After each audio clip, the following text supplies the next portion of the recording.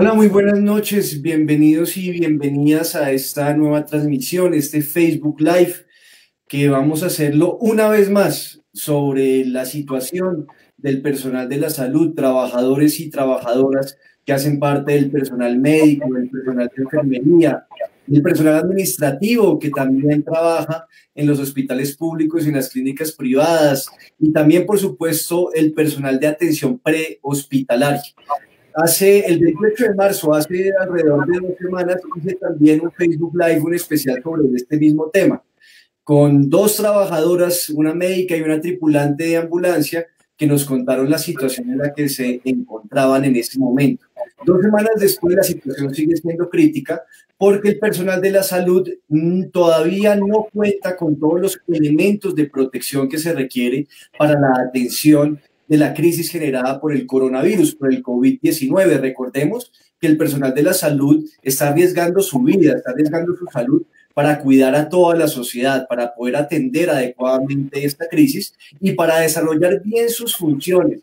Y para evitar que se contagien del virus, es necesario que cuenten con unos elementos de protección personal mínimos: máscaras, trajes, guantes, incluso gorros, que deberían ser suministrados y garantizados por parte del gobierno nacional y por parte del gobierno distrital. Sin embargo, esa es la hora, ya cuando llevamos varios días de cuarentena, que aún los trabajadores y las trabajadoras del sector de la salud no cuentan con estos elementos mínimos de protección. Por eso es que en los últimos días han elevado su voz de protesta y le han exigido a las distintas autoridades que les suministren todos estos elementos de protección personal. Y este debate pues, se ha agravado por el decreto 538 que expidió el gobierno nacional y que obliga a todo el personal de la salud, al que está en ejercicio y a los estudiantes que están en sus últimos años de formación, a que acudan de manera obligatoria a la atención de esta crisis. Y con toda razón,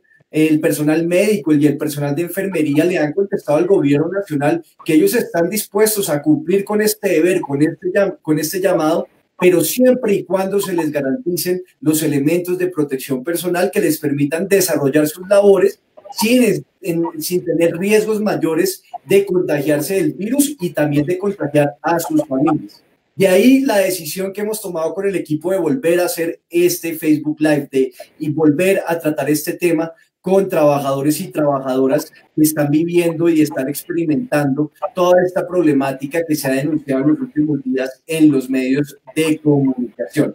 Para hoy tenemos dos invitadas y un invitado muy especial, a quienes quiero agradecerles por haber aceptado esta invitación y decirles a ustedes, a todas las personas que se conectan a esta transmisión, que recuerden compartirla en sus perfiles para que más personas se puedan enterar de la problemática. El propósito de estos programas es elevar nuestro nivel de conocimiento y de comprensión sobre situaciones específicas, en este caso sobre los problemas que sufren los trabajadores y trabajadoras del sector salud, y que también ayudemos a presionar y apoyar al personal de la salud para que les cumplan y atiendan estas justas exigencias. Saludo entonces en primer lugar a Rosa Garcés. Rosa es enfermera y es directiva de Sintra Subred Sur, una de las organizaciones sindicales de los trabajadores y trabajadoras del sector, y en este caso Sintra Subred Sur aglutina y representa al personal de la salud que está vinculado en la Subred Sur, en una de las subredes que existen hoy en Bogotá. Rosa, muy buenas noches, muchas gracias por aceptar esta invitación. Buenas noches, Manuel, ¿cómo estás? Encantada de participar en este tema que es de interés general y pues ojalá los aportes sean muy efectivos, no solamente hablando de personal salud, enfermeros, médicos, sino también tenemos terapeutas, terapeutas de diferentes áreas, los enfermeros y todo el personal asistencial y administrativo. Así Todo. es, muchas veces cuando hablamos del personal de la salud uno solamente piensa en los médicos y en las médicas, pero esto va mucho más allá y es mucho más amplio. Bueno, también saludo a Beatriz Carballo, ella es directiva de la Asociación Nacional de Enfermeras de ANEC, una organización histórica en Colombia, y es directiva de la seccional de Cundinamarca. Beatriz, muchas gracias por aceptar esta invitación y bienvenida. No te oigo. Creo que tenemos fallas de comunicación con Beatriz.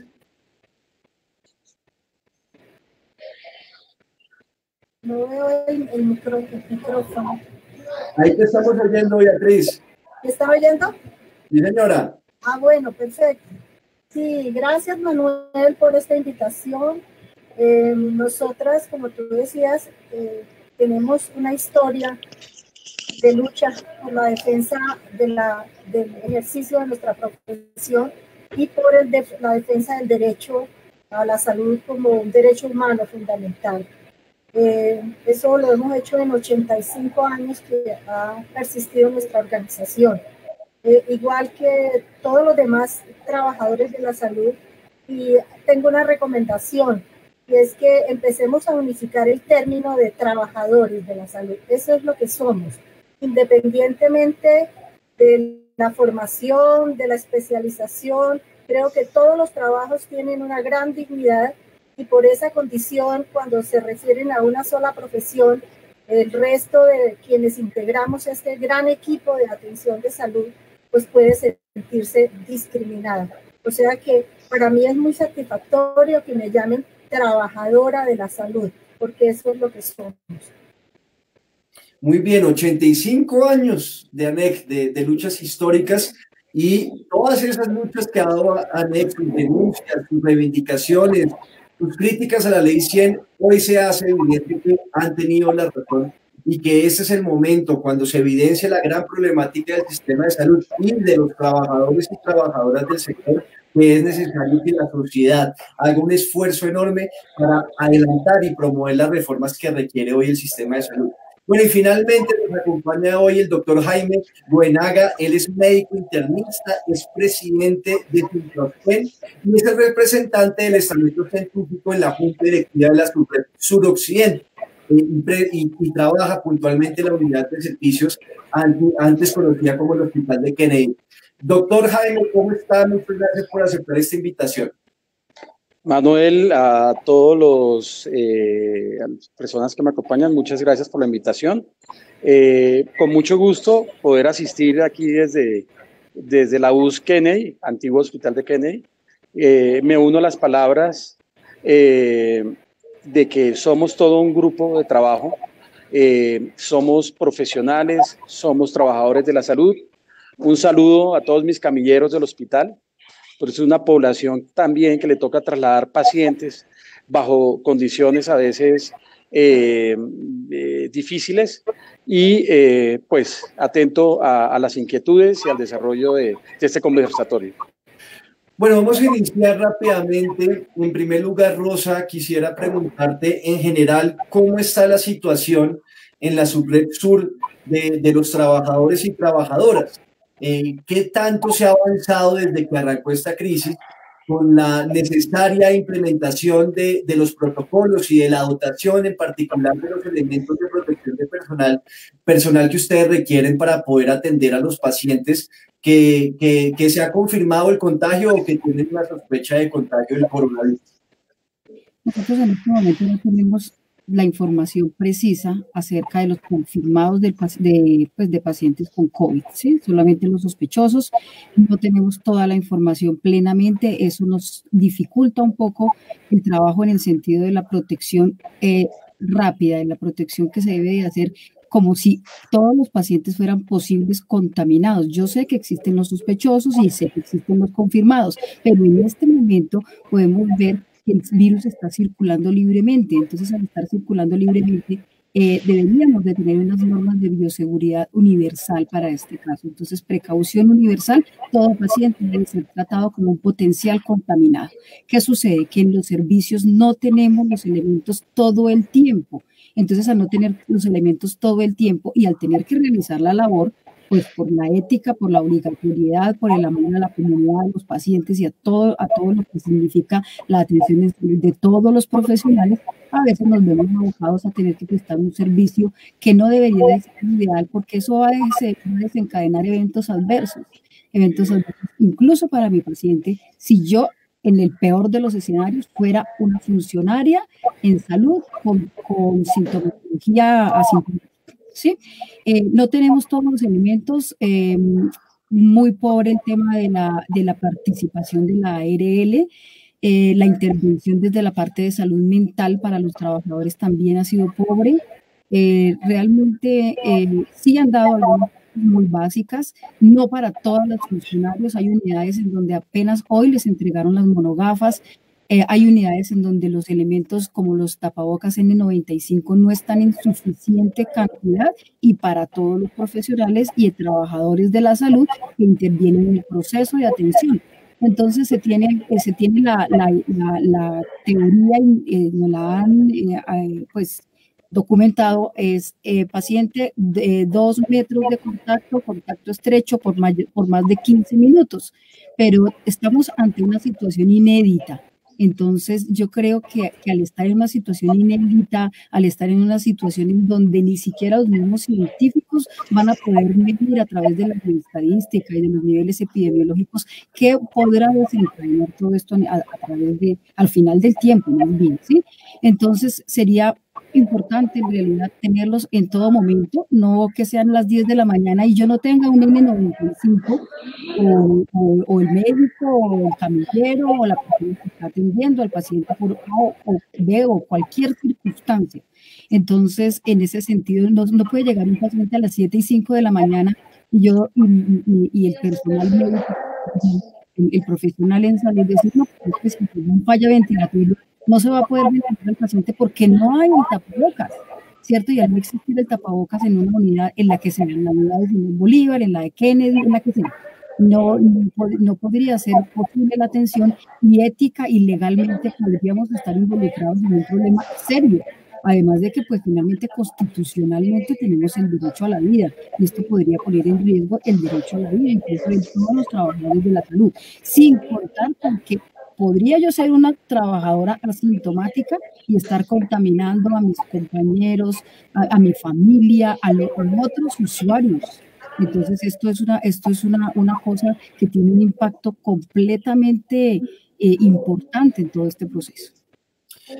Bueno, es evidente que se ha avanzado muy poco en lo que tiene que ver con las garantías que necesitan los trabajadores y trabajadoras de la salud para poder desarrollar bien sus labores con los elementos de protección personal. Yo quiero recordarles que un documento que es como la guía que ha diseñado el Gobierno Nacional y algunas sociedades científicas para la atención de la crisis, el documento se llama Consenso Colombiano de Atención, Diagnóstico y Manejo de la Infección por COVID-19, lo pueden encontrar en internet. Ese documento establece como los elementos de protección personal que requieren cada una de las personas que trabajan en el sector de la salud, y de acuerdo con la labor que desempeñen, de acuerdo si están atendiendo pacientes sospechosos, pacientes confirmados, de acuerdo si las intervenciones que hacen generan aerosoles o no. Y bueno, ahí hay un listado de una serie de elementos de protección personal que deben ser entregados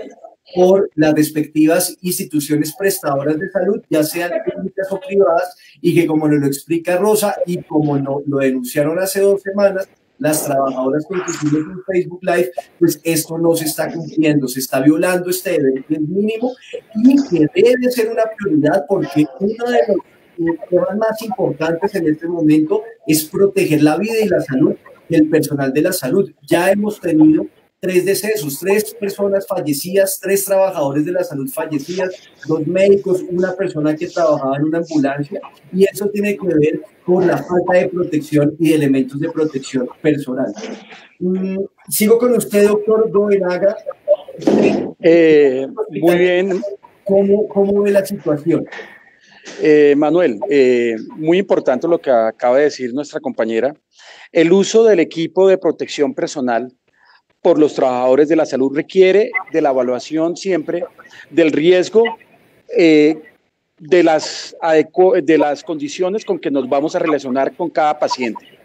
En este momento, como sabemos, estamos en la fase de mitigación, pero tuvimos una fase, son 4 fases que básicamente lo que nos ayudan es a prevenir y aplanar la curva, la famosa curva que nos hablan del pico al cual vamos a llegar, pero precisamente la crítica va a que tuvimos una fase inicialmente de preparación donde nos faltó a todo el cuerpo administrativo y sobre todo a los líderes del país prever una adecuada protección al personal de salud que iba a enfrentar esta situación.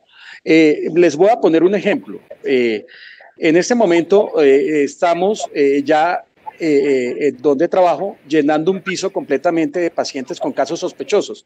Entonces hay unas limitantes. Una de las limitantes mayores es el tiempo en que salen las pruebas. El Instituto Nacional de Salud nos está demorando hasta 7 días en reportar las pruebas y como lo vamos a saber ahorita, hay aseguradoras de riesgos laborales donde se están demorando más de 14 días. Entonces, la exposición del cuerpo de salud, de los trabajadores de la salud, cuando tienen un piso con casos sospechosos, probablemente unos van a salir positivos y otros negativos, pero generalmente, como estamos en la fase de mitigación inicialmente, digamos que de 10 pacientes, 6 salgan positivos, 4 no salgan positivos. La carga, hay un concepto que quiero traer hoy a colación y como crítica a los manuales de bioseguridad, la carga viral, o sea, que tiene el paciente enfermo con caso sospechoso, es una exposición, es de las más grandes porque es el paciente que tiene infiltrados en la radiografía de tórax, que está enfermo, que está con tos. Dice la OMS y dicen ciertos infectólogos que la tos no genera aerosol, pero si yo tengo un estornudo o tengo un esfuerzo toxígeno importante, puedo llegar a producir aerosol. Y las personas que tienen turnos de 6 horas, 8 horas o 12 horas expuestos constantemente a la atención de estos pacientes, los va a poner, si no tienen elementos de protección personal, en mayor riesgo. ¿Y cuál es el riesgo? No es igual obtener o enfermarse con un virus en la comunidad donde el riesgo y la exposición de la carga es mínima y que probablemente ese paciente va a estar en casa resolviendo su enfermedad, mientras que una enfermera con un turno de 8 horas, donde estuvo expuesta a 12 horas, 8 horas de turno, con pacientes enfermos, con pacientes que tienen tos, va probablemente, si no tiene esos elementos de protección personal, a desarrollar una enfermedad mucho más grave porque su cuerpo estuvo expuesto a una carga viral mucho mayor que la persona que está en la calle o la persona que tuvo un contacto ocasional con un paciente infectado. Este es el concepto crítico en este momento. Hemos visto cómo la OMS ha variado la utilización de los tapabocas, donde ya en este momento, desde el 4 de abril, lo volvimos obligatorios en los sistemas de aglomeración en Colombia, pero no están recibiendo los trabajadores de la salud, sino tapabocas convencionales en pacientes con atención de pacientes con casos sospechosos. Y solo después de 7 días se van a enterar que estuvieron expuestos a unos pacientes que atendieron que fueron positivos. Y entonces el cuestionamiento viene. Hay que utilizar los filtros de mayor seguridad, los N95, en la atención de los pacientes, tanto de casos sospechosos que están hospitalizados como en los positivos. No hay, y sobre todo porque las pruebas se están demorando. Y vamos a tener consecuencias si no los utilizamos porque se nos van a enfermar las personas a cargo de este personal. Bien importantes estas precisiones que hace usted, doctor Goenaga, sobre los protocolos de bioseguridad, porque es cierto, es decir, en la medida en que los resultados de las pruebas se demoran, que no hay una gran capacidad para realizar estas pruebas, los protocolos de bioseguridad están diseñados como si estuviéramos en una sociedad y en un país muy avanzado en donde estos problemas de las pruebas se resolvieran rápidamente, y resulta que no. Eso hace pues que esos protocolos tengan también que modificarse y, por ejemplo, una de esas medidas que usted muy bien plantea es que se les brinden a los trabajadores y trabajadoras los elementos de mayor protección, como son estos tapabocas tipo N95, que hay que explicar, tienen mayor nivel de protección que los tapabocas normales, que los tapabocas de cirugía. Yo creo que ese es un punto fundamental el que usted nos precisa.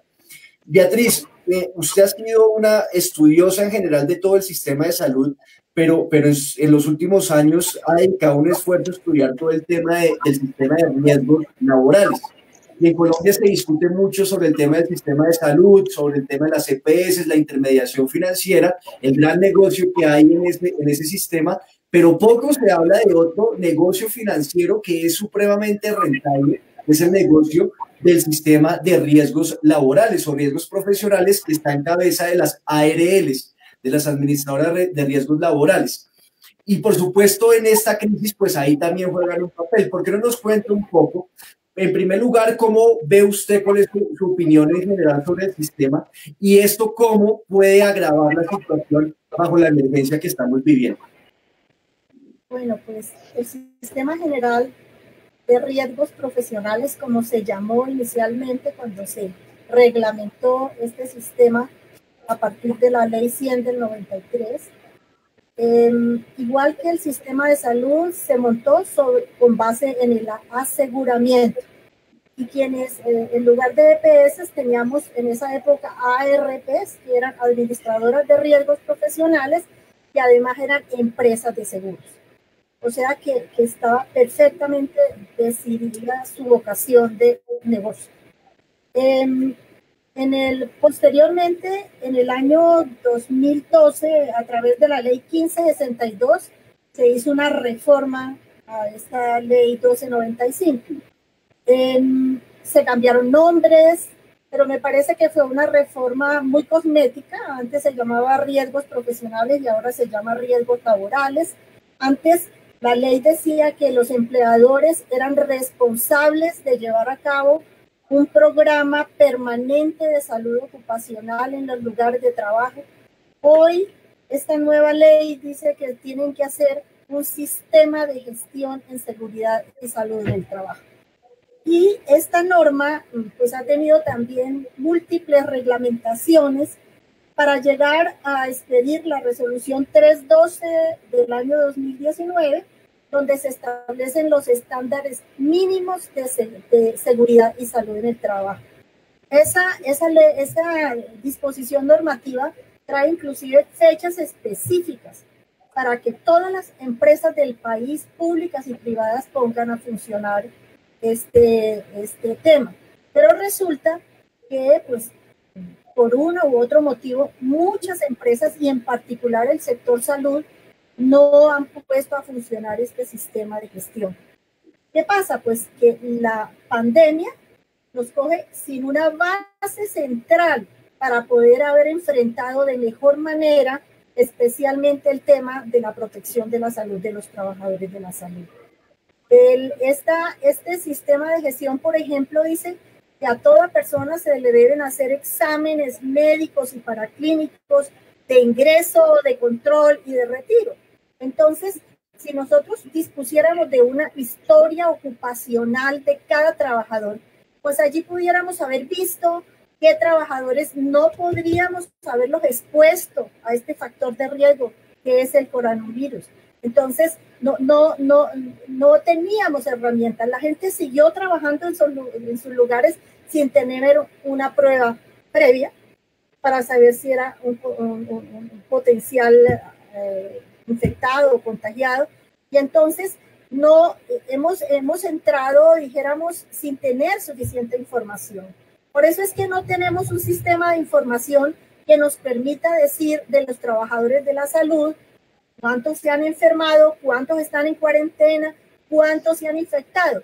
Y esto de alguna forma, como calificar una enfermedad profesional o un accidente de trabajo, implica de todas formas que la IPS, por un lado, que es donde atienden los trabajadores, la declare como una presunta enfermedad o un presunto accidente. Entonces, ¿qué pasa? Que eso ya se ha hecho costumbre, prácticamente descalificar la mitad de estas contingencias. Ahora el ministro se compromete a que ellos van a garantizar que todas las contingencias, enfermedades, inclusive accidentes de trabajo, se consideren de carácter profesional. En primer lugar, eso no es nuevo, porque todas las disposiciones normativas dicen que siempre que se pueda demostrar la relación causa-efecto con un factor de riesgo, esto se considera una enfermedad profesional. Lo que el ministro ofrece allí en esta disposición es que se va a agilizar pero la estructura administrativa de las ARLs, que son las que califican, y las juntas de calificación de invalidez, pues ellas vienen trabajando de otra forma. Ya, por ejemplo, frente al tema del médico, el último que falleció, ya están diciendo que no, que fue que él no se contaminó en el trabajo, sino que se tomó por allá un refrigerio. Entonces, eso es una forma de descalificar. Entonces, si no se definen unos procedimientos absolutamente claros, precisos, donde la misma IPS se encargue de hacer el reporte, el informe, es decir, esto no va a funcionar por la sola buena voluntad del ministro de Salud. Y lo otro que quería decir, ya termino el tema, es que si alguien tiene recursos, es este sistema. Porque dentro de la cotización que la recibe toda la ARL por los trabajadores afiliados, y hoy prácticamente nadie debe trabajar sin estar afiliado, por supuesto que los ingresos son muy altos. Dentro de las normas dicen que el 15% de los ingresos de la ARL se deben disponer para hacer acciones de promoción y de prevención de la salud en el trabajo. Y resulta que lo que le pide el ministerio es que parte de ese 15% lo utilice para comprar elementos de protección personal, porque pues es lo mínimo que puede hacer la ARL por sus trabajadores afiliados. Y de otra parte también existe un gran fondo que se llama el Fondo de Promoción de la Salud, que en este momento dispone de cerca de 400.000 millones de pesos, que solo se utiliza un 30% de ese presupuesto para hacer diferentes proyectos. Queda un remanente allí que no está siendo, que podría ser de todas formas un gran soporte para ayudar a paliar esta contingencia. Ese punto también es fundamental, el que anota Beatriz, y es el papel de las ARLs, que durante años, ya casi 3 décadas, se han beneficiado de un negocio supremamente lucrativo, muy parecido al de las EPS, porque resulta que te hacen aportes, todas las empresas y empleadores hacen aportes en plata de esa ARL. Con esa plata las ARLs deberían atender las necesidades y pagar los servicios de salud que se requieren por todo el sistema de riesgos profesionales, y al igual que las EPS que se la pasan negando servicios para embolsillarse esa plata, las ARLs también acuden a todo tipo de maniobras y trampas para no gastarse la plata que deberían gastarse en la salud de sus trabajadores y trabajadoras. Ayer vi al presidente de FASECOL, del ministro de Trabajo, anunciando como un gran logro que las ARL van a disponer una parte de esos recursos para la compra de este tipo de dotaciones y elementos de protección personal, y lo ponen como si nos estuvieran haciendo una caridad, y resulta que no, como muy bien lo explicó Beatriz, es una obligación, es un deber de utilizar esos recursos, que son recursos públicos, para dotar a los médicos, a las médicas, al personal de enfermería y a todos los trabajadores de los elementos de protección que requieren para la atención de esta crisis. Bueno, Rosa, yo quería hacer también otra pregunta.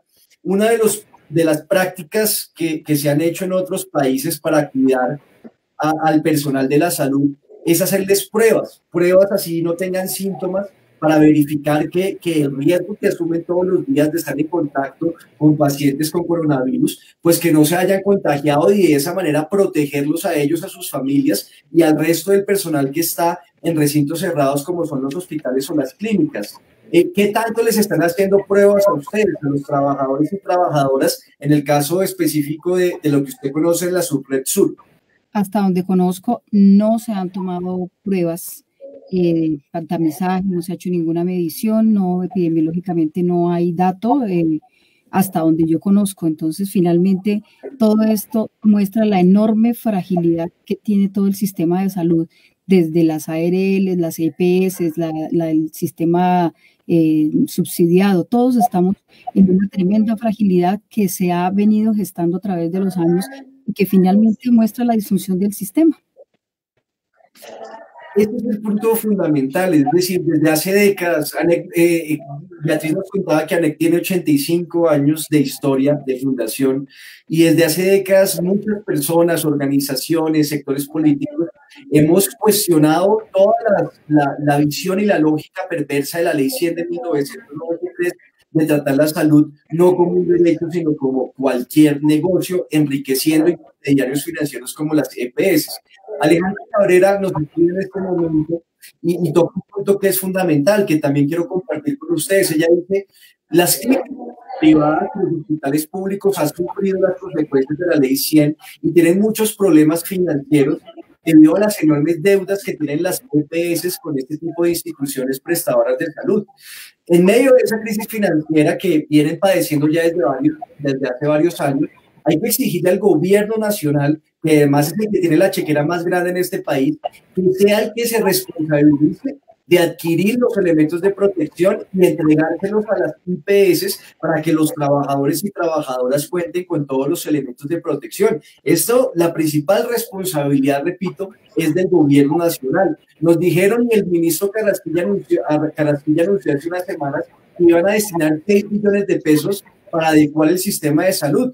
De acuerdo con los cálculos que se han hecho, el costo para dotar a todos los trabajadores y trabajadoras con los elementos de protección, ese costo es más o menos de 470.000 millones de pesos. Bueno, ¿dónde está la plata? Nos dijeron que eran 6 billones de pesos y como nos lo han explicado hoy nuestros invitados y nuestras invitadas, esa plata no se ha materializado y no se ha concretado en la protección de los trabajadores y trabajadoras del sector.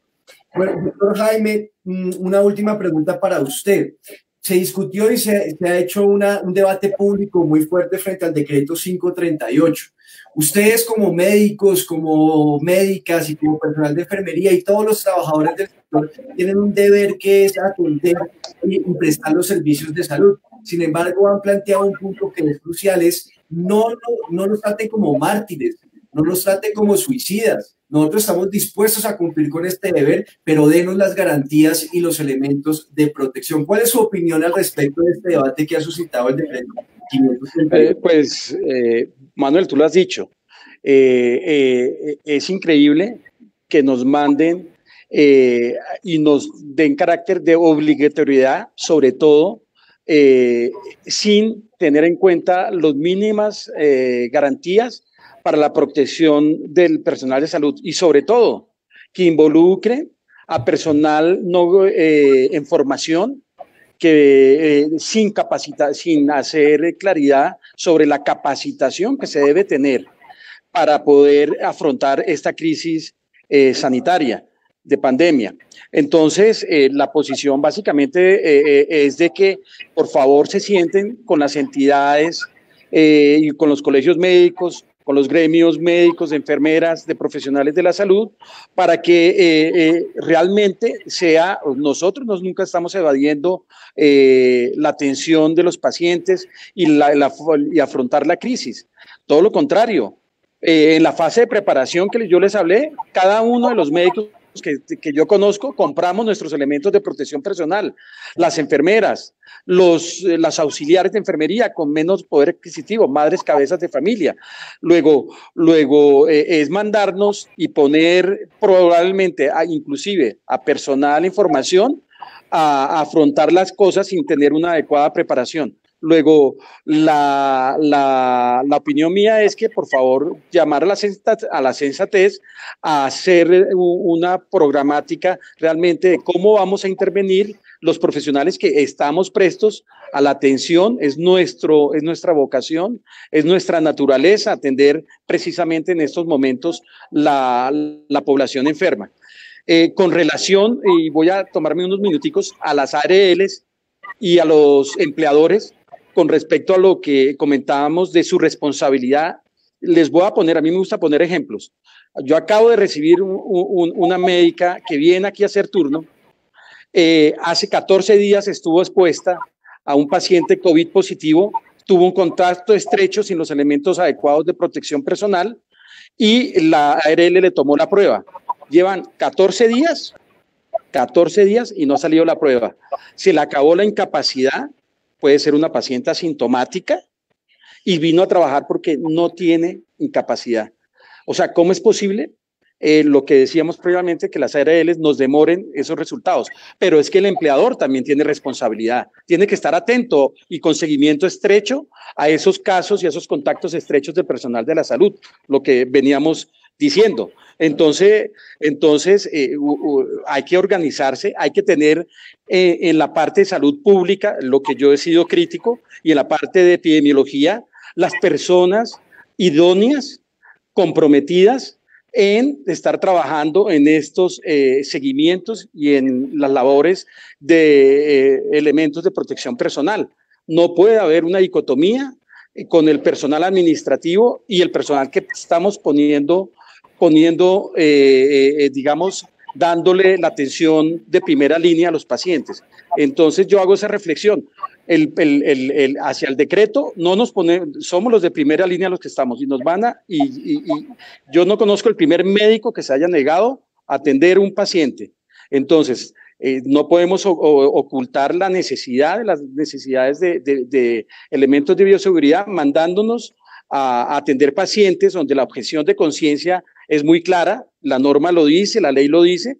Si no hay elementos de bioseguridad, eventualmente alguien se puede negar a realizar un procedimiento en un paciente que esté positivo, pero nos estamos enfermando porque lo estamos haciendo incluso sin los elementos de protección. No hemos negado la atención. Entonces es una reflexión aquí que los médicos estamos y el personal de salud, las enfermeras, las auxiliares, los camilleros.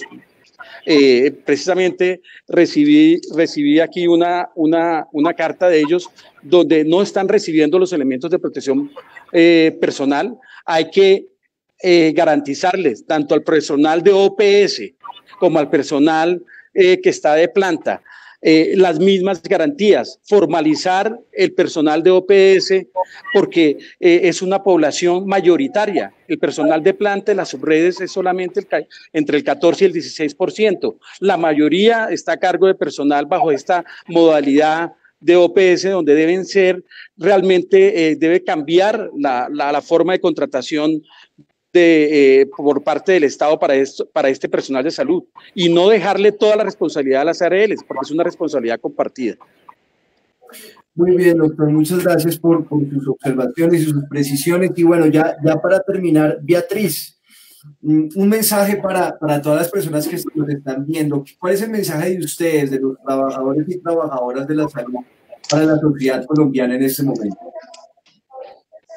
Bueno, yo quiero referirme, ya terminando, a un tema que me parece supremamente complejo, y es el tema de la seguridad de nuestros trabajadores de la salud, que están siendo expuestos a la violencia. Especialmente traigo el mensaje de la presidenta de la Asociación de Auxiliares de Enfermería, que me comenta que un auxiliar de enfermería en el Chocó fue el primer caso de contagio. Ella ya se está recuperando, pero prácticamente la quieren sacar del departamento y le llegan amenazas, es decir, estamos en una situación supremamente compleja. A mí me parece que, solo para terminar, yo quiero decir que se está incumpliendo las medidas de bioseguridad que debieran aplicarse. ¿Por qué? Porque ningún trabajador de la salud debiera salir con su ropa de trabajo a la calle. Y para que yo no salga con esa ropa de trabajo a la calle,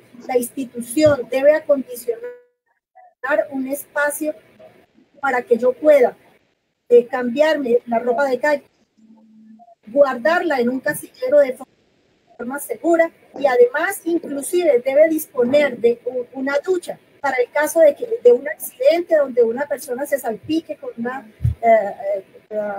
sustancia infecciosa, se cambie, se bañe, se ponga otro elemento de protección. Esto no lo han tenido nunca en cuenta las instituciones de salud. No tenemos el personal, posiblemente en algunas instituciones de salud, los médicos tienen un área especial, dijéramos, para descansar o para tomar los alimentos. El resto del personal de salud no tiene ningún sitio, ni para cambiarse, ni para tomar los alimentos, ni para hacer lo que dice la misma salud ocupacional, unas pausas activas que permitan recuperar su fuerza de trabajo. Se está poniendo a la gente en turnos de 12 horas y no se tienen los espacios adecuados. Estos compañeros hagan un reposo, puedan alimentarse y descansar adecuadamente. como seres a los que tenemos eso, Manuel. Gracias. Precisamente, Beatriz, nos está escribiendo aquí en Facebook, por ejemplo, Alexandra Quiroga, que también es trabajadora de la salud, se refiere a esa observación que usted acaba de hacer sobre la necesidad de que los trabajadores y trabajadoras cuenten con espacios específicos en las instituciones prestadoras de servicios de salud para cambiarse, de esta manera cumplir estrictamente con los protocolos de seguridad. Y yo le añado otra idea que se ha planteado y que he planteado en el Consejo de Bogotá, y que tiene que ver no solamente con la bioseguridad, sino también con la seguridad personal del personal de la salud, y después se establezcan rutas específicas, rutas especiales de transporte para transportar al personal de la salud, para que se les garantice no solamente su seguridad personal, sino que cumpla también todos los criterios de bioseguridad que necesitamos en este momento. Bueno, quiero agradecerles a nuestras dos invitadas, a nuestro invitado de la noche de hoy, por habernos aclarado muchas de las preguntas, inquietudes que teníamos, por haber mostrado y puesto en evidencia todas las falencias que aún existen en materia de protección y en materia de bioseguridad para el personal de la salud. Como ellos lo han planteado y lo han explicado, están dispuestos a dar su vida por nosotros, por toda la sociedad, pero lo deben hacer es con las condiciones que les garanticen un mínimo de bioseguridad, que los protejan a ellos y que los protejan a su familia, que sea esta la oportunidad para volver a hacerles un reconocimiento, para felicitarlos por la labor que están desempeñando, y que también esa sea la oportunidad para que la sociedad se dé cuenta de la enorme deuda que tenemos con los trabajadores y trabajadoras de la salud. Una de las peores consecuencias del sistema perverso de la Ley 100 de 1993, ese modelo de aseguramiento, de intermediación financiera, ha sido el deterioro de las condiciones laborales de los trabajadores y trabajadoras del sector. En Bogotá, por ejemplo, de 21.000 personas que están vinculadas a la red pública hospitalaria, a las 4 redes, 17.000 están contratadas a través de contratos basura, de los denominados órdenes de prestación de servicios. Contratos precarios en donde las personas no tienen estabilidad laboral, son contratos de un mes, hay veces son incluso de 15 días, máximo 3 meses. No tienen derecho a prestaciones sociales, no tienen derecho a vacaciones remuneradas, no tienen derecho a ejercer un derecho tan importante y fundamental como es el derecho a la asociación y a la sindicalización.